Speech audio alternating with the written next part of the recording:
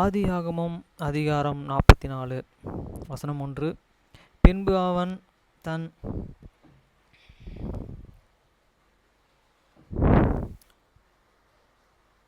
அவன் தன் வீட்டு விசாரணைக்காரனை நோக்கி, நீ இந்த மனிதனுடைய சாக்குகளை அவர்கள் ஏற்றிக்கொண்டு போகத்தக்கதாக பாரமாய் தானியத்தினாலே நிரப்பி அவனவன் பணத்தை அவனவன் சாக்கிலே வாயிலே போட்டு. வசனம் 2. இளையவனுடைய சாக்கின் வாயிலே வெள்ளி பாத்திரமாகிய என்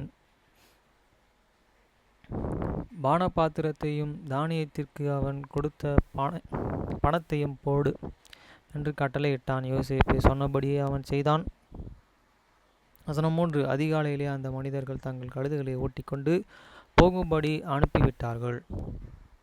வசனம் 4. அவர்கள் பட்டணத்தை விட்டு புறப்பட்டு வெகு தூரமாய் போவதற்கு முன்னே யோசேப்பு தன் வீட்டு விசாரணைக்காரனை நோக்கி, நீ புறப்பட்டு போய் இந்த மனிதர்களை பின்தொடர்ந்து அவர்களை பிடித்து, நீங்கள் நன்மைக்கு தீமை செய்தது என்ன? வசனம் 5. அது என் எஜமானன் பானம் பண்ணுகிற பாத்திரம் அல்லவா?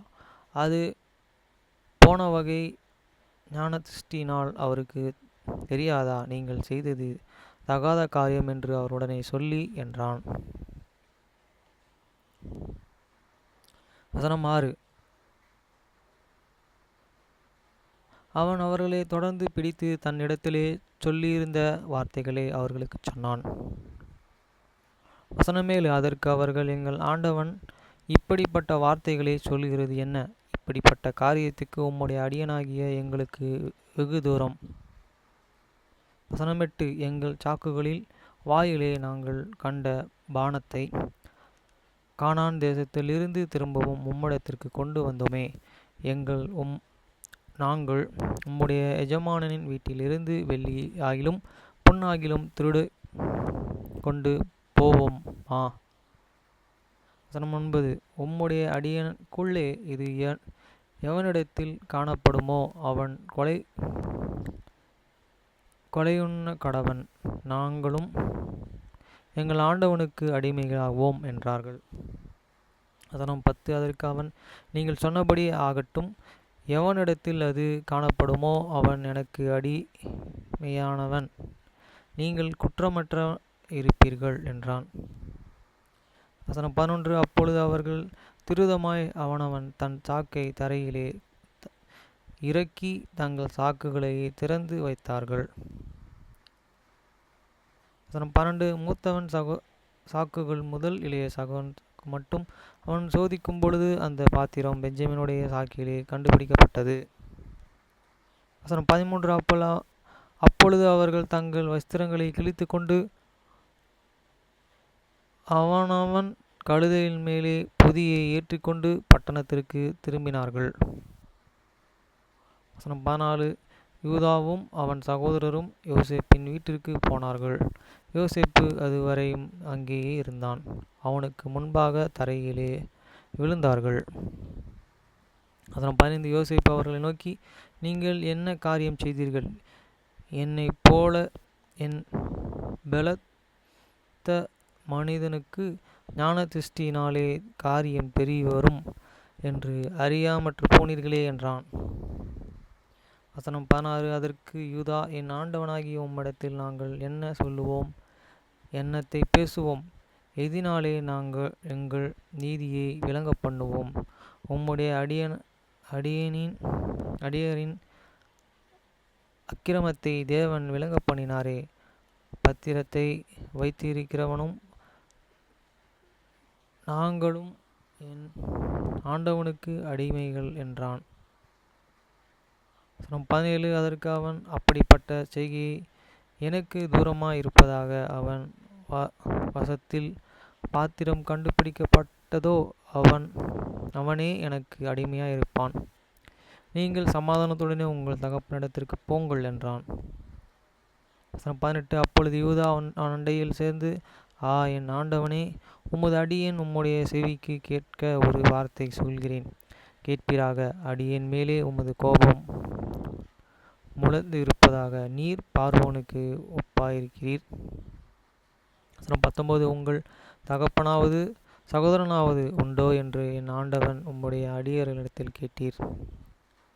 வசனம் 20. அதற்கு நாங்கள், எங்களுக்கு முதிர் வயது உள்ள தகப்பனும் அவருக்கு முதிர் வயதிலே பிறந்த ஒரு இளைஞனும் உண்டு என்று, அவனுடைய தமையன் இறந்து போனான் என்று, அவன் ஒருவன் மாத்திரமே அவனை பெற்ற தாய்க்கு இருப்பதனால் தகப்பனானவர் அவன் மேலே பாசமாயிருக்கிறார் என்று என் ஆண்டவனுக்கு சொன்னோம்.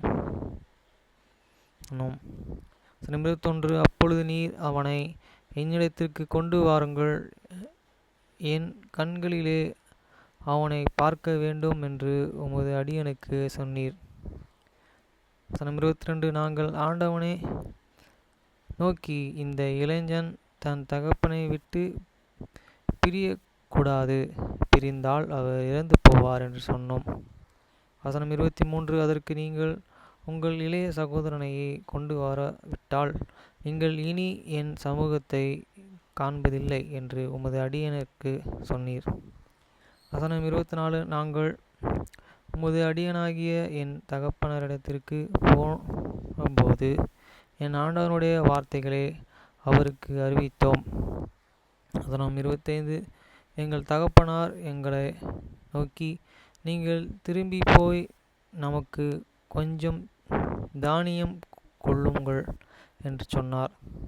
26. அதற்கு நாங்கள், போகக்கூடாது, எங்கள் இளைய சகோதரன் எங்களுடனே வந்தால் போவோம், எங்கள் இளைய சகோதரன் எங்களுடனே வராவிட்டால் நாங்கள் இந்த புருஷனுடைய முகத்தை காணக்கூடாது என்றோம். 27. அப்பொழுது உம்முடைய அடியனாகிய நான், என் தகப்பனார், என் மனைவி எனக்கு 2 பிள்ளைகள் பெற்றார்கள். 28. அவர்கள் ஒருவன் என்னிடத்திலிருந்து போய்விட்டான், அவன் பீருண்டு போயிருப்பான் என்று இருந்தேன், அதுவரைக்கும் அவன் காணாது இருக்கிறான். இதெல்லாம் நீங்கள் அறிந்திருக்கிறீர்கள். 29. நீங்கள் இவனையும் என்னை விட்டு பிரித்து அழைத்து போகும் இடத்தில் அவனுக்கும் மோசம் நேரிட்டால் என் நரைமயிரை வியாகுலத்துடனே பாதாளத்தில் இறங்க பண்ணுவீர்கள் என்றார். 30. ஆகையால் இளையவன் விட்டு நான் என் தகப்பனாகிய உமது அடியனிடத்திற்கு போனால் அவருடைய ஜீவன்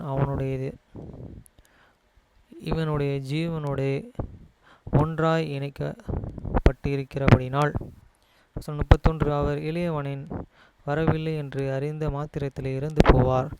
அப்படியே நாங்களும் உமது அடியனாகிய எங்கள் தகப்பனுடைய நரைமயிர் வியாகுலத்துடனே பாதாளத்தில் இறங்க பண்ணுவோம்.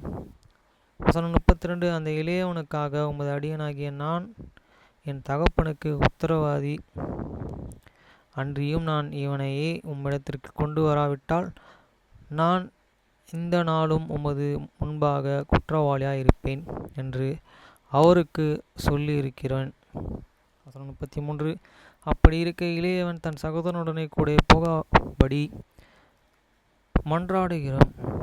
உம்முடைய அடியனாகிய நான் இளையவனுக்கு பதிலாக இங்கே என் ஆண்டவனுக்கு அடிமையாயிருக்கிறேன்.